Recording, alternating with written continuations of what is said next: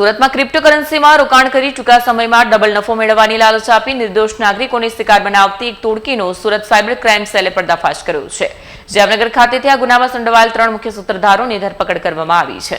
સુરતમાં ક્રિપ્ટોકરન્સીમાં રોકાણ કરી ટૂંકા સમયમાં ડબલ નફો મેળવવાની લાલચ આપી નિર્દોષ નાગરિકોને શિકાર બનાવતી એક ટોળકીનો સુરત સાયબર ક્રાઇમ સેલે પર્દાફાશ કર્યો છે।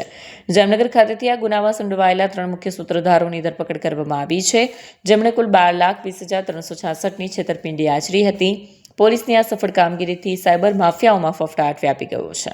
આખા કૌભાંડની શરૂઆત ટેલિગ્રામ ગ્રુપ દ્વારા થઈ હતી। આરોપીઓએ પૂર્વ આયોજિત કાવતરું રચીને ફરિયાદીને વિશ્વાસમાં લીધા હતા કે ક્રિપ્ટોકરન્સીના ટાસ્ક પૂર્ણ કરવાથી અને તેમાં રોકાણ કરવાથી ખૂબ જ ઊંચું વળતર મળશે।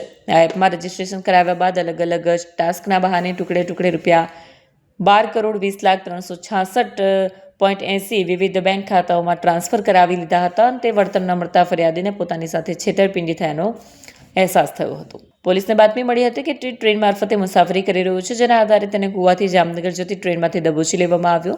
સઘન પૂછપરછમાં જામનગરના અન્ય સાગરીતોના નામ ખુલ્યા, જે બેંક એકાઉન્ટ મેનેજ કરવાનું કામ કરતા હતા, જેમાં સચિન અતુલ આસર, ચિરાગ હિતેશ ગુજરાતી, અશોક અમૃતલાલ ખાણધરનો સમાવેશ થાય છે।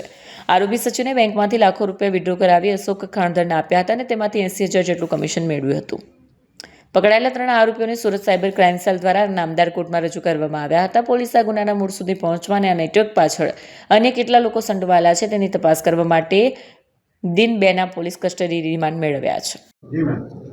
એ ક્રિપ્ટોકરન્સી ઇન્વેસ્ટમેન્ટના ગુનાના કામમાં કંઈક 12,20,000ની ફ્રોડ થઈ હતી ડિસેમ્બર મહિનામાં। એમાં અમે લોકોએ અગાઉ એક તેજસ સંઘવી કરીને એકાઉન્ટ હોલ્ડર હતો, એમને અમે લોકોએ ઝડપી પાડ્યું હતું ટ્રેનમાંથી। એ ગોવાથી જામનગર જતો હતો અને ત્યાંથી અમે લોકોને તપાસમાં ખબર પડી કે ટ્રેનથી જાય છે, તો એની ધરપકડ કરવામાં આવી હતી। પોતે જામનગરનું હતું અને એમની પૂછપરછ દરમિયાન ખબર પડી કે એક એજન્ટ છે સચિન આસર કરીને, તો એને પોતાનું અકાઉન્ટ આપ્યું હતું અને એમનું કહેવાનું હતું કે પૈસા ઉપાડવાનું કામ પણ સચિન કરતો હતો।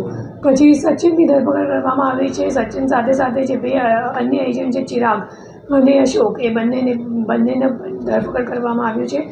જે સચિન છે એ એકચ્યુઅલી અકાઉન્ટનો વચેટિયો છે અને ઉપાડવા માટે અકાઉન્ટમાં એ ચિરાગને મોકલતો હતો અકાઉન્ટ હોલ્ડર સાથે। અને એના સિવાય જે મુખ્ય આરોપી અત્યાર સુધીમાં મળ્યું છે અશોક છે, અને અશોકનું કનેક્શન એક બોરેવલીમાં મુંબઈમાં રહેવાવાળો એક સાઉથ ઇન્ડિયન નાગરિક છે, એમનું નામ છે મણિભાઈ। તો મણિભાઈ માટે કામ કરતો હતો અશોક, અને મણિભાઈને ખાતા અપાવવાનું કામ અશોક કરતો હતો।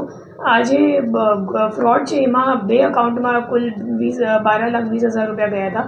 એમાંથી એ લોકો લગભગ 10 લાખ રૂપિયા રોકડથી મણિભાઈને આપ્યું છે અશોકભાઈએ, અને બીજા જે 2,20,000 રૂપિયા છે એ લોકો કમિશન તરીકે આપસમાં એ લોકોએ ચારો માણસોએ વેચણી કરી દીધું છે।